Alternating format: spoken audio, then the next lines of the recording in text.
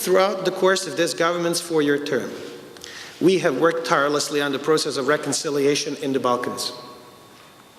In addition to fully cooperating with the Hague Tribunal, Serbia has taken a number of bold steps, with President Tadić leading the way in working hard to close painful chapters in the recent history of the region. But for true reconciliation to take place, we must prevent legitimate pleas for justice from degenerating into an impulse for vengeance or attempts to assign collective guilt. Putting an end to an enmity is the ultimate task of reconciliation. Yesterday's tragedies must not be allowed to circumscribe anyone's ability to reach out and work together for a better, more inclusive and tolerant tomorrow. In our view, this is the strongest foundation upon which to build a common future. For its part, Serbia will, in 2012, devote particular attention to ensuring the Western Balkans can prosper in peace and security.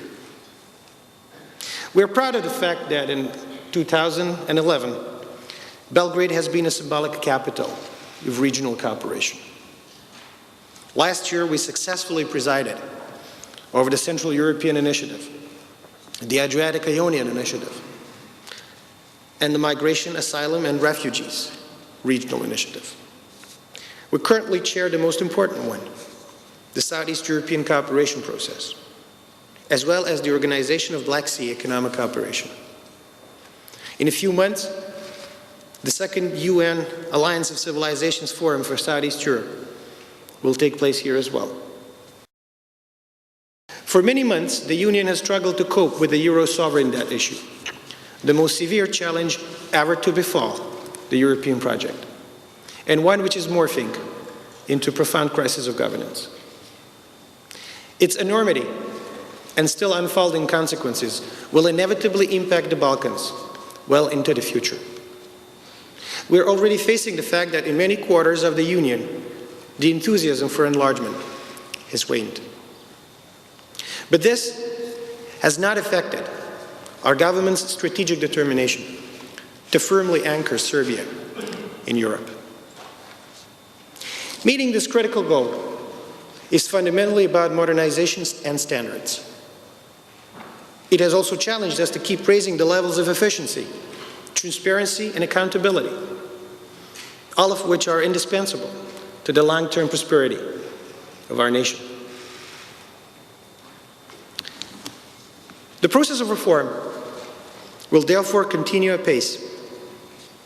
Its nuts and bolts are in the criteria set by the Copenhagen European Council in 1993, as well as regional cooperation conditions subsequently established by the Stabilization and Association Framework about a decade later.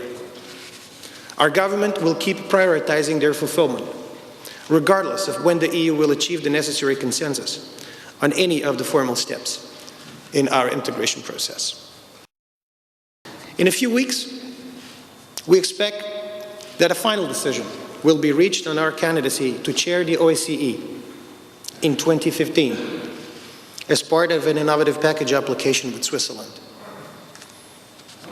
Being entrusted with such a responsibility, the product of a consensus by the 56 participating states, will surely help to speed up the transformation of the Balkans into a dynamic area of convergence, a great European crossroads of cultures, traditions, ethnicities, and religions.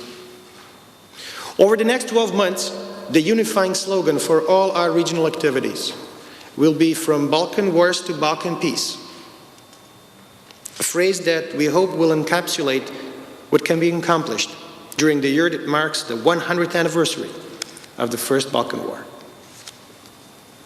We look forward to stand at the forefront of efforts to close the door for good on an era that ultimately delivered less than the promise it made to each of the nations that share our geography. The principled position of the Republic of Serbia will not change. Our constitutional imperative, as well as our moral, historical, and above all, democratic duty, compels us not to waver from the fundamental commitment to a negotiated, comprehensive settlement for Kosovo, in accordance with the parameters set forth in UN Security Council Resolution 1244. No stopping point short of agreement will ever truly solve the problem. The attempt to unilaterally secede has not fulfilled its promise, having kept the territory in a state of limbo. This is in no one's interest, least of all ours. The accruing costs to the consolidation of regional stability cannot be ignored indefinitely.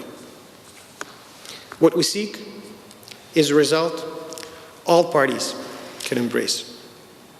This is the only way to produce a sustainable and lasting peace between Serbs and Albanians.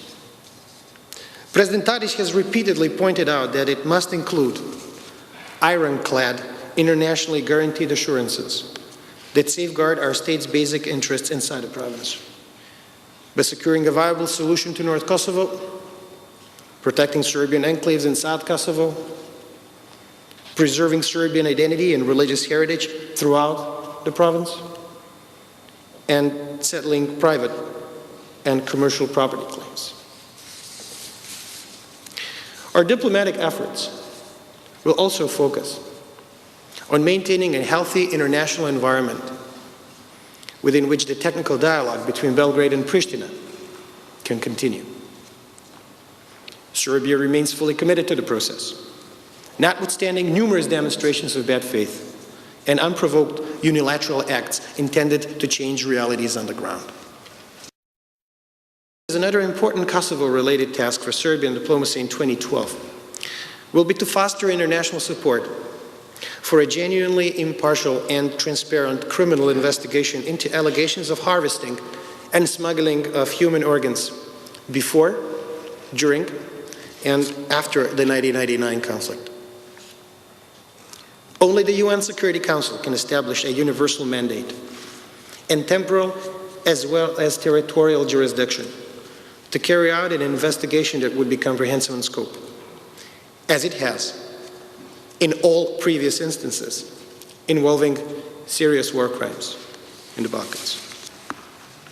We strongly believe that there is no legitimate reason whatsoever to depart from this established practice. Such investigations must be accountable to the whole world. It is the only way to guarantee fairness while preventing doubts about anyone's full commitment.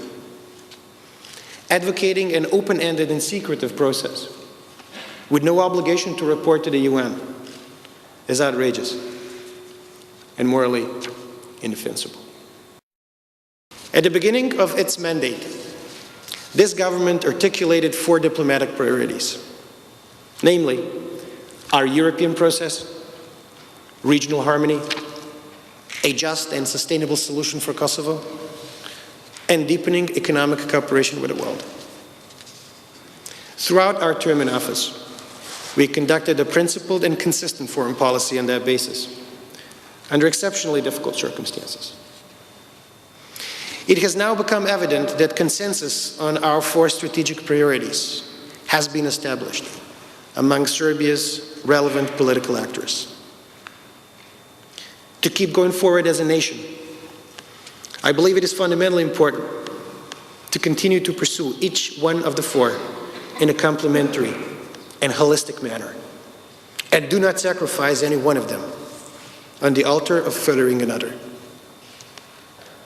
They're all integral parts of the same whole and will carry on mutually reinforcing each other well into the future.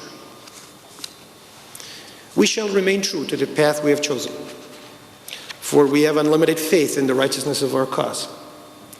As one of the greatest men of the 20th century, Mahatma Gandhi, said at a particularly trying time for his people, whatever obstacles we may encounter, let us be strengthened by the knowledge that our nation has gone through hardships before. And let us guard against the cynical, fearful, or doubtful. A failure to do so would be tantamount to relinquishing our control over our own future. Time and again, we have reached out for the Ark of Destiny and flexed it towards the promise of a brighter tomorrow. Let us do so once again, firmly and without wavering.